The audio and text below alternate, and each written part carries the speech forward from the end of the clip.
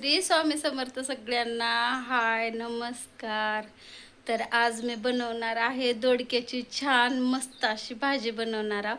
तर पूर्ण व्हिडिओ नक्की बघा आणि आपल्या व्हिडिओला लाईक करा, सबस्क्राईब करा आणि छान छान कमेंट करा.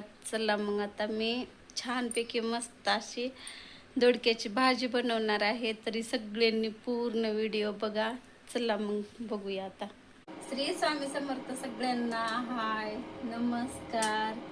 तर मी आज छानपैकी मस्त अशी का दोडक्याची भाजी बनवून घेणार आहे आणि चपाती भाजी मी बनवलेली आहे. आता दोडक्याची भाजी बनवणार आहे. मग कसं माहिती आहे का, दोडक्याच्या भाजीला कसं शेंगदाणे तर लागतातच, शेंगदाण्याचं कूट. आणि त्याच्यासाठी मी का असं छान मस्त शेंगदाणे भाजून घेतले.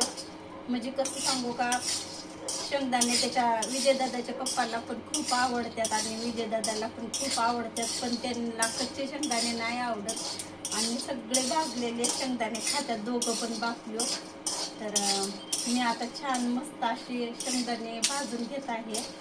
आणि शेंगदाणे कसे भाजून घ्यायचे, असे छानपैकी मस्त भाजून घ्यायचे. ते असं फुटत नाही तोपर्यंत भाजून हलवत राहायचं असं. आणि फुटायला लागले ना, असं फटफट आवाज यायला ना, मग आपले शेंगदाणे समजायचं की आपण शेंगदाणे खूप छान भाजला. तर मी पण खूप छान भाजून घेतली आता शेंगदाणे. खूप असा आवाज पण यायला लागलाय फटाक्यासारखा. हे बघा म्हणजे कसं खमंग लागतात. हे का खूप छान आणि मस्त भाजले तर शेंगदाणे.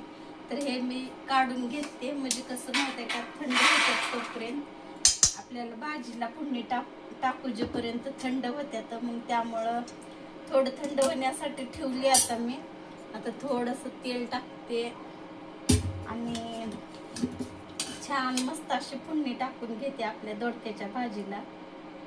तर मी थोडंसं तेल टाकले आणि आता आपल्याला का हे मोहरी टाकून घ्यायचे अशी छानपैकी. म्हणजे कसं जिरा मोहरी आहे हे मिक्स केलेली. तर मी मोहरी टाकून घेते. आणि कसं माहित आहे का, मोहरी जिरा मोहरी जरी टाकलं फोडणीमध्ये तर कसं मोहरी पण फुटू देऊ लागते, मगच आपली भाजी छान लागते बरं. नाही तर मग मोहरी जर नाही फुटली ना, मग परत भाजी करवट लागते त्या मोहरीमुळे. तर अशी छान प्रकारे मोहरी कसं फुटायला लागली आहे, फटाक्यासारखा आवाज यायला लागलाय का नाही. तर ह्यामध्ये मी छान असा कांदा चिरून घेतलेला होता, तर ते पण टाकून घेते ह्यामध्ये. हे बघा. आणि तेल कसं मस्त असं गरम झाले, खूप गरम झाले छान असं. आणि मी इकडं लसूण अद्रक वाटून घेतलं थोडंसं. हे बघा ते पण टाकून घेते आणि मस्त असं परतून घेते छान. म्हणजे सगळीकडे मिक्स होतंय आणि छान सगळीकडं तेलामध्ये कसं परतलं जातंय. आणि एका जागी जरी असलं ना, मग तिथंच कसं करपून जातंय. त्यासाठी मी छान असं मस्त परतून घेते, म्हणजे पूर्ण एकजीव होतंय बरं. आणि मी इकडं हळदी पावडर आणि मिरची पावडर घेतली थोडं. ते बघा ते पण टाकून घेते.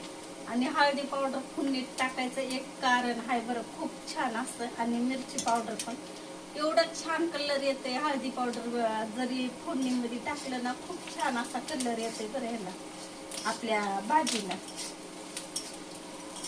आणि खूप छान कलर पण आलेला आहे बरं, मस्त असा. तर आता आपण हे ठेवलेले दोडके ते पण टाकून घेणार आहे. आणि कलर तर बघा तुम्ही किती सुंदर असा कलर आलेला आहे आपल्या भाजीला. किती छान आणि मस्त आपला कांदा परतलाय आणि कलर पण खूप छान आलाय. तर आता हे सगळे मी दोडके धुवून घेतलेले आहेत इकडं पाण्यामध्ये. हे बघा. तर मी हे पूर्ण टाकून घेणार आहोत. म्हणजे कसं भाजी आपली छान मस्त होती आहे. आणि दोडक्याची भाजी म्हणलं ना, पटकन शिजणारी भाजी आहे बरं. आणि लवकर होती आहे. दोडका कसं पटकन शिजतंय, तेलात थोडं परतून घेतलं आणि थोडंसं वाफ दिलं ना, खूप लवकर शिजतंय बरं दोडका आणि खूप छान अशी भाजी होती आहे. तर आता पूर्ण सगळं मी एकजीव करून घेते. हे बघा इकडं खूप छान अशी मी भाजी बनवून घेतली दोडक्याची. आणि इकडं छान असा भात बनवलेला आहे आणि परत इकडं चपात्या पण आहेत बनवलेल्या. तर खाली भरपूर अशा चपात्या आहेत हे बघा. तर बस झाल्या मला एवढं जास्त खायला म्हणलं तर बस होऊन जाते.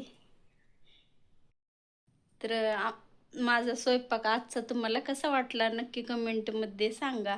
आणि माझ्या चॅनलला लाईक करा, सबस्क्राईबर करा आणि असं छान छान कमेंट करा आणि व्हिडिओच्या खाली नक्की कमेंट करा बरं. चला मग बाय.